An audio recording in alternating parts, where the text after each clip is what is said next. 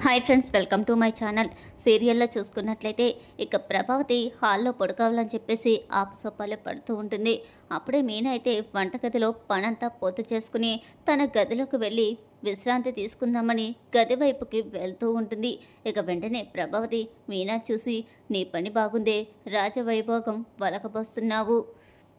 మేమేం చేస్తాం, మా కర్మ, మేము హాల్లోనే పడుకోవాల్సి వస్తుంది అని చెప్పంగానే ఇక వెంటనే మీనా అయితే ప్రభావతి దగ్గరికి వచ్చి, ఏంటత్తయ్య మీరు మాట్లాడుతుంది, మీరు మా ఒక్కరికే గది ఇచ్చారా? రోహిణికి, శృతికి కూడా ఇచ్చారు కదా, కానీ మీరు నన్నే ఎందుకు ఎలా అంటారు అని వచన చేస్తూ ఉంటుంది. ఇక ప్రభావతి, వెళ్ళమ్మా, వెళ్ళి హాయిగా విశ్రాంతి తీసుకో, మళ్ళీ ఇప్పుడు కానీ నీ మొగుడు వచ్చాడనుకో నా మీద విరుచుకు పడిపోతాడు నేనేదో అనేసినట్లు అని అంటూ ఉంటుంది. ఇక మీనా అయితే తన గదిలోకి వెళ్ళి పడుకుంటుంది. ఇక అప్పుడే సత్యం అయితే ప్రభావతి దగ్గరికి వస్తాడు. ప్రభావతి పడుతున్న ఆపసోపాలు చూసి, ఏమైంది, ఏంటి ఇంతలా ఇబ్బంది పడుతున్నావు అని అడుగుతాడు. ఏం లేదు, మనకంటూ ఒక గది లేకుండా పోయింది, రాత్రి అయితే చాలు ఈ సోఫాల్లోనే పడుకోవాల్సి వస్తుంది, దోమలు ఎక్కడ చూసినా దోమలు చంపుతున్నాయి, ఏంటో అని తిట్టుకుంటూ ఉంటుంది. అలాగంటావేంటి ప్రభావతి, మన పిల్లలు బాగుంటే మనం బాగున్నట్లే కదా, నువ్వు అలా మాట్లాడకు, నేను తొందరలోనే తప్పకుండా మన కోసం పైన ఒక గదిని ఏర్పాటు చేస్తాను, అప్పుడు ఎలాంటి ఇబ్బంది లేకుండా నువ్వు హాయిగా రెస్ట్ తీసుకోవచ్చు. పిల్లల కోసం ఏది తప్పదు ప్రభావతి, మనం ఏం చేసినా ఎన్ని కష్టాలు పడినా వారి జీవితాలు బాగుండాలనే కదా, దేవుడి దయ వల్ల మన ముగ్గురు పిల్లలు కూడా వారి భార్యలతో ఎలాంటి కలహాలు లేకుండా చాలా సంతోషంగా జీవిస్తున్నారు, అదే చాలు మనకి అని చెప్తూ ఉంటాడు సత్యం. ఇక ఇటు పక్కన మాణిక్యమైతే మటన్ కొట్టులో ఆ రోజున బాగా లాభం వచ్చిందని చెప్పి ఇంటికైతే వెళ్తాడు. ఇంటికి వెళ్ళి, ఓసేయ్ అన్నం పెట్టవే అని చెప్తాడు. ఇక మాణిక్యం పిల్లమైతే ఒక కంచం తీసుకొచ్చి అన్నం అయితే వడ్డిస్తూ ఉంటుంది. అప్పుడే టీవీలో అయితే మూవీ సక్సెస్ పార్టీ అయితే జరుగుతూ ఉంటుంది. హీరో హీరోయిన్స్ మాట్లాడుతూ ఉంటారు. అప్పుడే అనుకోకుండా రాజమౌళి గారు కూడా ఆడియో ఫంక్షన్కి వచ్చి మాట్లాడుతూ ఉంటారు. ఇక అలా రాజమౌళి గారిని చూడగానే ఇక మాణిక్యం అయితే ఎలా తింటున్నాడు, ఏం తింటున్నాడు అని కూడా చూసుకోకుండా తినేస్తూ ఉంటాడు. ఇక వెంటనే మాణిక్యం పిల్లమైతే, ఏవయ్యో కింద చూసుకో, నువ్వు కంచంలో చెయ్యి పెడుతున్నావో కింద చెయ్యి పెడుతున్నావో చూసుకుని తిను, అయినా ఆ హడావిడేంటి అని అంటూ ఉంటుంది. అదేంటి అలా అంటున్నావు, నేను నెక్స్ట్ రాజమౌళి గారి పక్కన ఉండేది నేనే అక్కడ మాట్లాడతాను, నన్ను నేను చూసుకున్నట్లు ఉంది, అందుకే సంతోషంతో ఆగలేకపోతున్నాను అని అంటూ ఉంటాడు మాణిక్యం. ఇక మాణిక్యం పిల్లమైతే వీడేదో తాగేసి వచ్చినట్టున్నాడు, తెంగరి మాటలన్నీ మాట్లాడుతున్నాడు. సరే అయ్యా తినయ్యా, కంచం తీస్తాను అని చెప్పగానే ఇక మాణిక్యం తినేస్తూ ఉంటాడు. ఇక ఆ కంచం తీసేసి, ఏంటో నా మొగుడు తాగేసి ఏయేయో మాట్లాడేవాడు, ఇవాళ ఏంటో చివరికి సినిమాలో అవకాశం వచ్చిందని నేనే రాజమౌళి గారి పక్కన మాట్లాడుతున్నానని అంటున్నాడు, ఇదేం వెర్రో అని తిట్టుకుంటూ ఉంటుంది. ఇక ఉదయం అయితే అవుతూ ఉంటుంది. మాణిక్యం నిద్రలేస్తాడు. నిద్రలేచి ఇక తన పిల్లాన్ని అయితే పిలుస్తూ ఉంటాడు. ఏందయ్యా, ఏంటి ఇవాళ మటన్ కొట్టుకి వెళ్ళట్లేదా అని అడుగుతూ ఉంటుంది. మటన్ కొట్టుకు కాదే, ఇవాళ నేను నీకు చేరుకుంటాను, పద మనం షాప్కి వెళ్దాం అని చెప్పి మాణిక్యం అయితే తన పిల్లాన్ని షాప్కి అయితే తీసుకువెళ్తూ ఉంటాడు. ఇక అలా షాప్కి వెళ్ళి చీరలైతే చూసుకుంటూ ఉంటుంది మాణిక్యం పిల్లమైతే. ఇక ఇటు పక్కన శృతికైతే ఒక ఫోన్ వస్తుంది. మీరు డబ్బింగ్ ఆర్టిస్ట్ కదా, మీ గొంతు చాలా బాగుంది, ఒకసారి డైరెక్టర్ గారు మిమ్మల్ని రమ్మని చెప్పారు, మిమ్మల్ని ఆడిషన్స్ చేస్తారంట, మీ గొంతు బాగుంటే సినిమాల్లో అవకాశం కూడా వస్తుంది అని ఫోన్ అయితే వస్తుంది. ఇక శృతి అయితే ఆనందం పట్టలేక ఎగిరేస్తూ ఉంటుంది. అప్పుడే ప్రభావతి శృతి దగ్గరికి వస్తుంది. ఏమైందమ్మా, ఏంటి అంతలా కేకలేస్తున్నావు అని అడుగుతూ ఉంటుంది. ఏం లేదు అత్తయ్య, చాలా శుభవార్త, నాకు సినిమాల్లో డబ్బింగ్ అవకాశం వచ్చింది, ఇక నేను సినిమా హీరోయిన్స్కి డబ్బింగ్ చెప్తాను అని చెప్పంగానే ప్రభావతి ఇక ఊహల్లో తేలిపోతూ ఉంటుంది. వా ఆస్తికి ఆస్తి, అందానికి అందం, అదే కాకుండా శృతిలో చాలా ప్రతిభ కూడా ఉంది. మా రవి చాలా అదృష్టవంతుడు అని చెప్పి పొగిడేస్తూ ఉంటుంది. సరేనమ్మా ఉండు, నీకు దిష్టి తీస్తాను అని చెప్పి ఎండుమిరగాయలు ఉప్పు తీసుకువచ్చి దిష్టి అయితే తీసేస్తూ ఉంటుంది. శృతి అయితే ఏంటత్తయ్య మీరు ఎలా తీస్తున్నారు అని అడుగుతూ ఉంటుంది. ఏం లేదమ్మా, అందరి కళ్ళు నీ మీదే ఉంటాయి అని మీనా వైపుకు చూసి దిష్టి తీస్తూ ఉంటుంది. మీనా అయితే చాలా బాధపడుతుంది. సరే అత్తయ్య, నేను ఆడిషన్స్కి టైం అయిపోతుంది, తొందరగా వెళ్ళాలి అని చెప్పి శృతి అయితే బయలుదేరుతూ ఉంటుంది. ఇక అప్పుడే శృతికైతే ఒక కాల్ అయితే వస్తుంది. మేడం, మీరు ఇవాళ రాకండి, రేపు రండి, డైరెక్టర్ గారు చిన్న పని ఉండి ఎక్కడికో వెళ్ళాల్సి వచ్చింది, అందుకే మిమ్మల్ని రేపు రమ్మన్నారు అని చెప్పంగానే శృతి అయితే చాలా డిసప్పాయింట్ అయిపోతుంది. వెంటనే రవికి అయితే కాల్ చేస్తుంది. రవి, నువ్వు ఇప్పుడు ఫ్రీగానే ఉన్నావా అని అడగంగానే, అదేంటి శృతి అలా అడుగుతున్నావు, నువ్వు ఆడిషన్స్కి వెళ్తున్నావు కదా అంటే, లేదు, ఆడిషన్స్ క్యాన్సిల్ అయినాయి, మన ఇద్దరం షాపింగ్కి వెళ్దామా, ఎటు బయటకు వచ్చాను కదా అని చెప్పంగానే రవి ఇద్దరు కూడా షాపింగ్కి అయితే వెళ్తారు. ఎక్కడైతే మాణిక్యం పెళ్ళం షాపింగ్ చేస్తుంది అక్కడికే వీళ్ళైతే వెళ్తారు. అలా మోడర్న్ డ్రెస్లను చూసుకుంటూ వెళ్తుంది.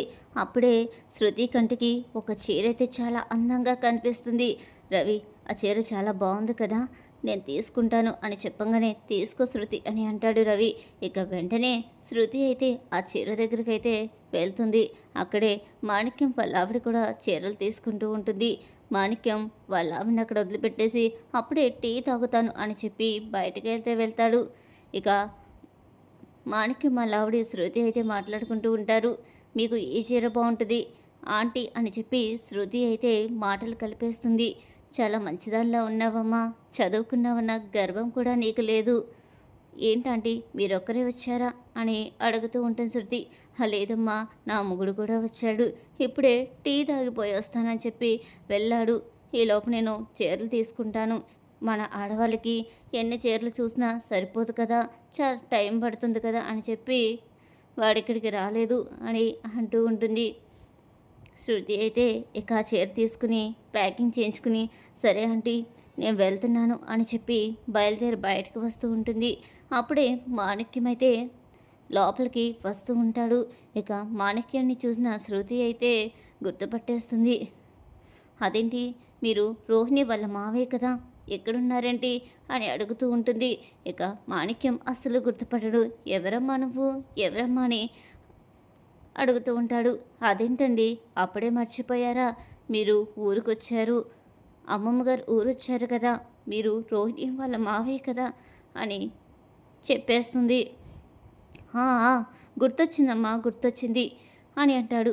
మీరు మలేషియా నుండి వచ్చిన వారైతే ఆవిడ రోహిణి వాళ్ళ అత్తయ్య ఒంట్లో బాగాలేదని చెప్పారు కదా, ఇప్పుడు ఇక్కడే ఎలా ఉన్నారు అని తెలిసి తెలియకుండా అడుగుతూ ఉంటుంది. ఇక వెంటనే మాణిక్యానికైతే ఏం చెప్పాలో అర్థం కాదు. అదేంటమ్మా అలా అడుగుతున్నావు, నేను రోహిణి వాళ్ళ మావయ్యనే, వాళ్ళ అత్తకి ఒంట్లో బాగోలేదు, ఇప్పుడు కొంచెం బాగానే ఉంది, అందుకే తీసుకొచ్చాను, చీర తీసుకుంటానంటే మీరు వచ్చిన విషయం రోహిణికి చెప్పండి, చాలా సంతోషపడుతుంది అని శృతి అంటుంది.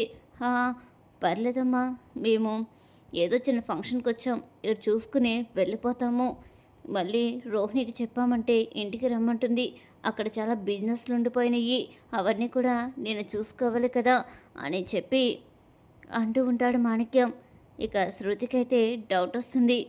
ఇక రవిని పక్కకు తీసుకువెళ్ళి, ఏంటో ఏదో తేడా కొడుతుంది, రవి నిజంగానే ఇతను మలేషియా నుండి వచ్చాడా, ఆవిడ్ని చూస్తే ఆవిడ భాష చూస్తే విదేశాల్లో ఉండే మనిషిలాగే లేదు, ఉండు నేనే కనుక్కుంటాను అని చెప్పి ఇక వెంటనే మాణిక్యం ఆవిడ దగ్గరికి వెళ్ళి, ఆంటీ ఒకసారి మీతో మాట్లాడాలి, పక్కకు వస్తారా అని చెప్పంగానే ఇక వెంటనే మాణిక్యం ఎత్తి చాలా కంగారు పడిపోతూ ఉంటాడు.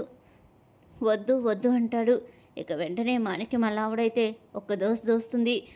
ఆగు, అమ్మాయి ఏదో మాట్లాడతానంటుంది కదా, ఏందో చెప్పనివ్వి అని చెప్పి శృతి దగ్గరికి అయితే వస్తుంది. శృతి అయితే అడుగుతూ ఉంటుంది, మీరు మలేషియాలో ఎక్కడుంటారు అని అడుగుతూ ఉంటుంది. ఇక మాణిక్యం వాళ్ళ ఆవిడకి ఏమీ అర్థం కాదు.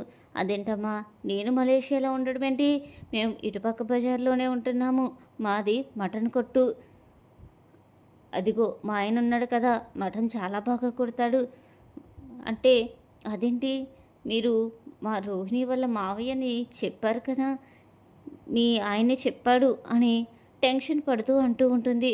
"ఆ, వీళ్ళకి అసలు మేనకోడలే లేదు, వీడు ఒక్కడే కొడుకు, వీడు మలేషియా నుండి రావడం ఏంటి, మీరు ఏదో పొరపాటు పడుతున్నట్టున్నారు, ఎవరినో చూసి ఎవరినో అనుకుంటున్నట్టున్నారు" అని చెప్పంగానే, లేదంటే నేను ఫోటో కూడా తీసుకున్నాను, చూపిస్తాను రవి, ఆ కెమెరా ఆ ఫోన్లో ఫొటోస్ అన్నీ కూడా సేవ్ చేసి పెట్టుకున్నాను, ఫోన్ ఇలాగివ్వి అని చెప్పి ఇక వాళ్ళు ఉగాది రోజున తీసుకున్న ఫోటో అయితే మాణిక్యం వాళ్ళ ఆవిడకైతే చూపిస్తుంది.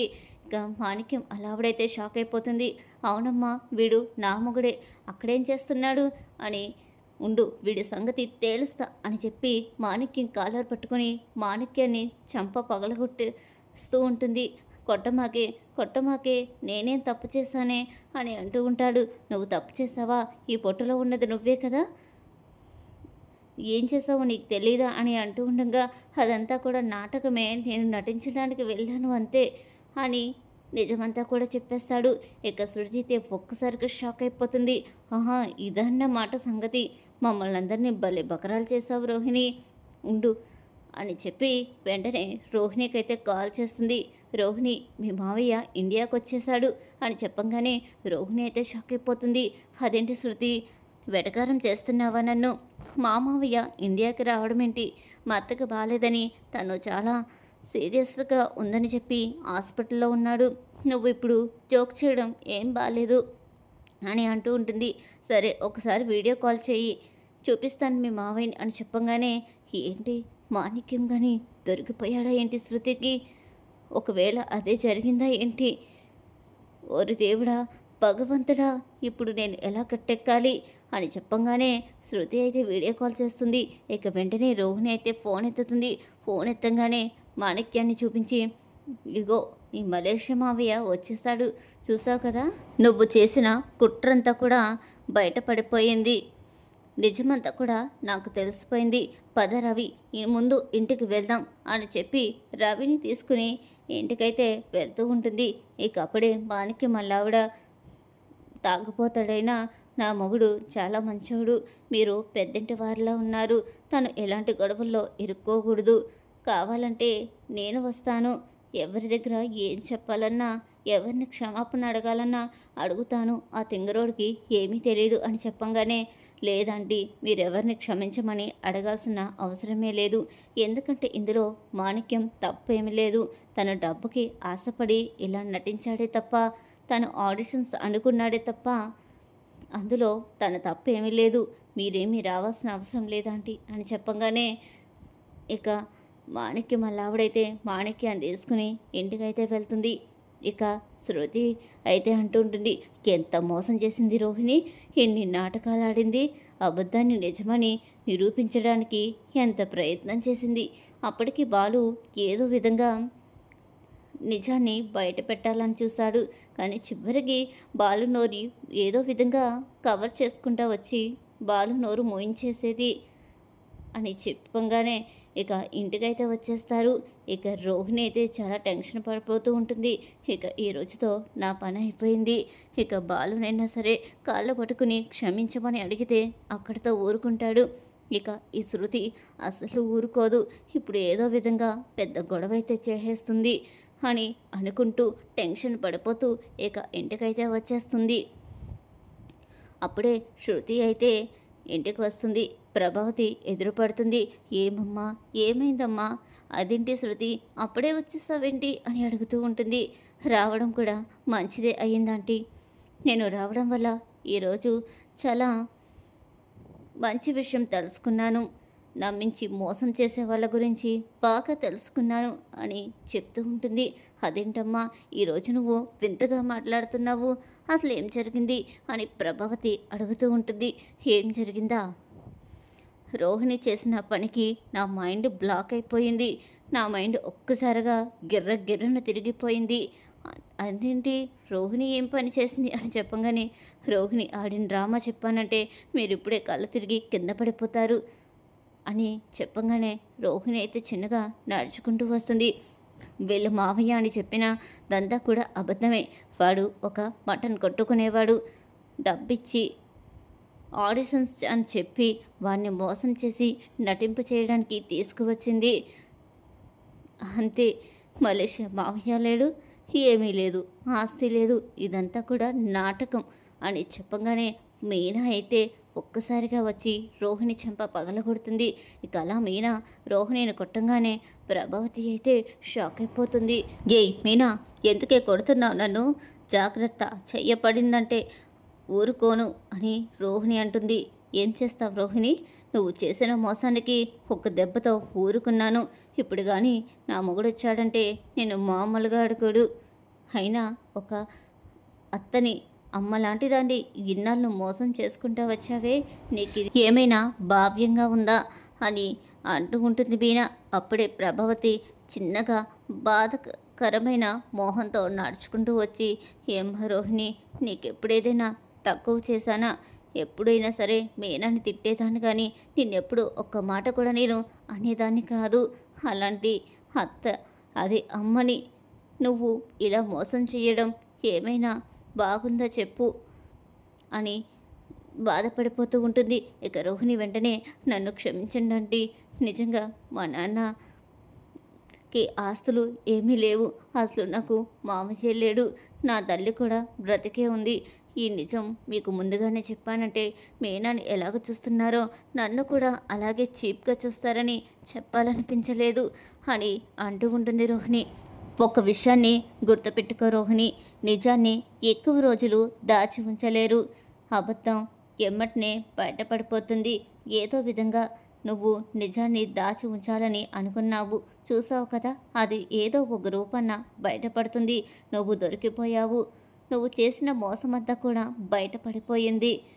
ఎంతైనా నా మీనా చాలా మంచిది, నిజాయితీగా ఉంటూ తన పని తను చేసుకుంటూ ఎన్ని మాటలన్నా కూడా నన్నొక తల్లిలా భావించి ఎప్పుడూ కూడా ఎదురు తిరిగి మాట్లాడలేదు అని చెప్పి మీనానైతే దగ్గరికి తీసుకుంటుంది. రోహిణి, ఇక్కడి నుండి వెళ్ళిపో, నీ మొహం చూడాలంటే కూడా నాకు అసహ్యంగా ఉంది అని అనగానే ఇక రోహిణి అయితే ఏడుస్తూ, అలా అనకండి అత్తయ్య, ఎంతైనా నేను మీ కోడల్ని, మీ పెద్ద కోడల్ని కదా, మీకు చాలా ఇష్టం కదా అని అంటూ ఉంటుంది. ఇష్టమా? ఏమిష్టం? ఎవరికి ఇష్టం? నువ్వు చేసిన మోసానికి నేను ఇష్టపడాలా? ఇక జరుగుతున్నదంతా చూస్తున్న మనోజ్కైతే ఏమీ అర్థం కాదు.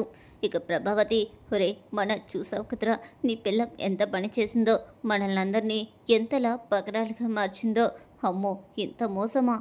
ఇంత మోసానికి దిగజారిందా నీ పిల్లం అని చెప్పంగానే, వద్దమ్మా, నువ్వింకా దాని గురించి నాకేం చెప్పొద్దు, ఇప్పుడే ఇక్కడి నుంచి బయటకు పొమ్మను అని చెప్పి ఇక మనోజ్ అయితే లోపలికైతే వెళ్ళిపోతాడు.